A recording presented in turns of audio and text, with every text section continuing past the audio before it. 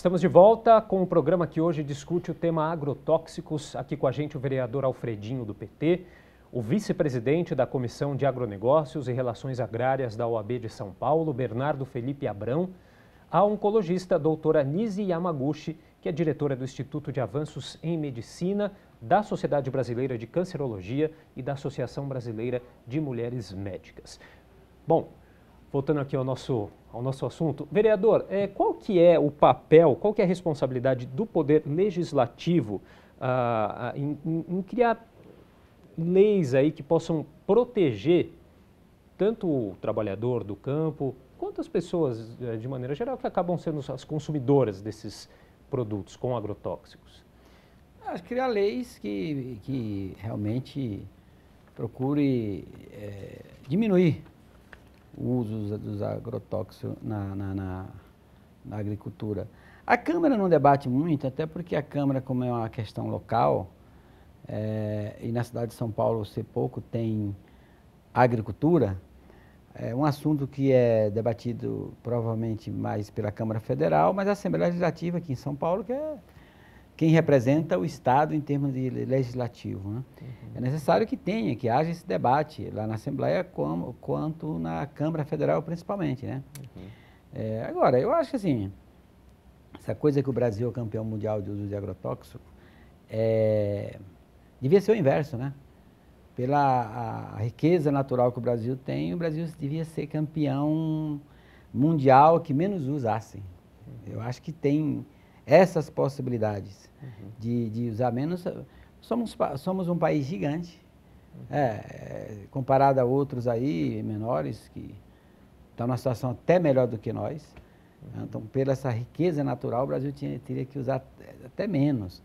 O problema é que aqui no Brasil todo mundo vai pelo aquilo que é mais fácil e mais rápido, né? O capital, a questão do lucro, de obter resultado, está acima de qualquer coisa. Inclusive, nós estávamos conversando aqui agora há pouco à parte, a exposição das pessoas que trabalham na agricultura e que terminam também ficando doentes devido à expulsão ali diária. Isso faz parte de uma questão em relação ao capital e trabalho, que boa parte do empresariado brasileiro pouco está se lixando, está se importando com as condições de trabalho dos trabalhadores. Eu digo isso que eu fui saí de uma movimento sindical, fui dirigente sindical, trabalhei numa fábrica grande, 3, 4 fábricas grandes, atuei diretamente em organização dentro das fábricas. A que eu trabalhei, a última grande, fábrica muito organizada, não tinha tanto problema de relação em condições de trabalho, porque a gente estava lá atuando no dia a dia, era uma organização forte. Uhum. Aí imagine o cara que está lá na Amazônia, trabalhando nesse setor. Que condição de trabalho ele tem? Uhum. Em um lugar que vocês sabem como é que é as condições lá, que são terra sem lei, lá do Pará, da Amazônia, né? Então, por isso que eu digo que a Câmara Federal, principalmente, precisa atuar com firmeza. Eu levo em conta sempre a avaliação dos especialistas, que a doutora passou aqui. Eu acho que quem mais conhece é o especialista, né? E agora, há um meio termo possível aí nessa relação, um equilíbrio que garanta tanto uma produção abundante, mas sem prejuízo para a população? É possível esse meio termo? Eu acho que sim. Não há dúvida de que vários países estão produzindo bastante, como o Japão, por exemplo, os Estados Unidos. Tem uma série de coisas que podem ser feitas para melhorar isso. Nós temos aqui que enaltecer o papel de pequenos grupos. Eu acho que uma Câmara de São Paulo tem um poder de capilaridade, de influenciar pessoas muito grande.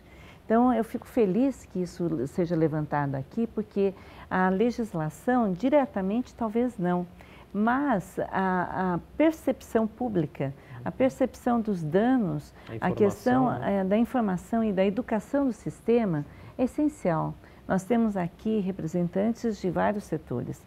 Eu acredito que a gente consiga chegar, sim, a melhores denominadores. Nós temos que ter uma capacidade de interlocução entre todos, que estão todos dialogando, né? E é muito importante que as pessoas tenham cada vez mais a consciência também no consumo, porque o consumidor é o grande determinante que é o problema que nós vamos enfrentar se a gente não mudar a nossa forma, é o consumidor mundial. É que a fome ainda é muito grande, a gente encontra outros espaços para exportação. Mas também aqui no Brasil, cada vez mais, está havendo uma conscientização do consumidor e a busca de alimentos orgânicos. Claro que a larga escala com alimentos orgânicos é muito difícil, mas cada vez mais a gente tem que estimular esse produtor e a produção de substâncias melhores para a natureza e melhores para o público em geral.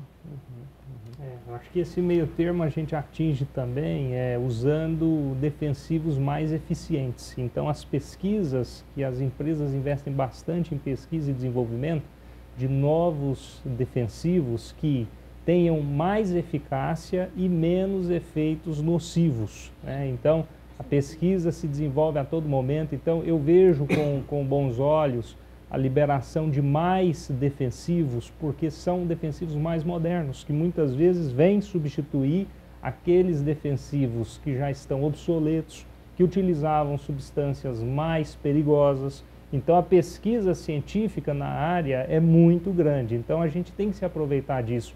Não adianta a gente simplesmente fechar os olhos e impedir o desenvolvimento da pesquisa e impedir a entrada de novos tipos de defensivos no mercado, porque nós estamos tendo o efeito contrário. Nós estamos utilizando coisas defasadas, que estão aí trazendo mais risco à saúde, à alimentação. Então, o melhor é liberar mesmo. Os prazos estavam muito demorados. Agora, com as medidas novas do governo, as aprovações estão sendo mais rápidas, e isso é muito interessante. Quer dizer, todos os princípios ativos que estão sendo liberados, com exceção de um ou de outro, já são usados no mundo inteiro. Então, não estamos liberando aqui defensivos que são proibidos em outros locais do mundo. Isso é uma ilusão. Nós estamos liberando aqui defensivos que já são utilizados há muito tempo em outros lugares do mundo e que no Brasil ainda não tinham conseguido, porque a fila de aprovação é muito grande. São milhares de produtos esperando na fila para serem aprovados. Então, houve sim uma aprovação mais célere nos últimos tempos, mas isso vem para o bem da população e da agricultura.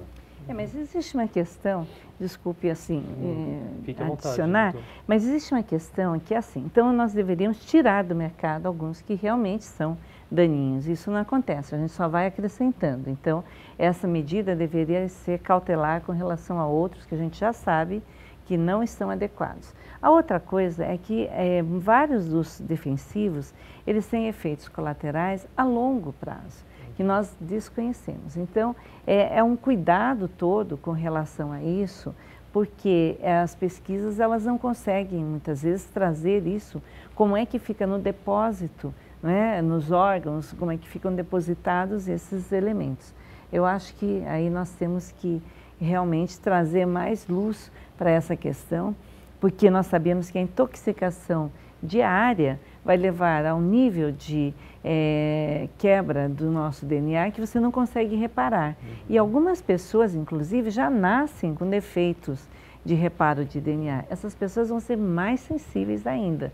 Então, nós precisamos levar em consideração que numa população em geral, cerca de 10% da população tem um excesso de danos de DNA que ela não consegue controlar e uma parte vai ter uma capacidade de lidar mais do que as outras. Mas no meio fica aí uma população bastante vulnerável e sensível, sim. E aí, só para a gente ilustrar um pouquinho essa nossa conversa, de acordo com a Anvisa, os alimentos aí com maior número de resíduos de agrotóxicos são o pimentão, que aparece com 91%, 91,8%, depois vem morango, pepino, alface, cenoura, abacaxi, beterraba e couve, né? Quer dizer, a gente tem imagina uma gama muito maior de alimentos aí que usam esses agrotóxicos. Agora, o vereador Alfredinho falou um pouquinho, mas eu queria ouvir também da doutora, do Bernardo, uma avaliação de vocês em relação à política ambiental do governo federal. Olha, eu pessoalmente acho que a gente tem que ter mais debates. A gente não pode fazer decisões muito aceleradas, porque cada decisão ela implica numa grande comunidade que é impactada por aquela questão.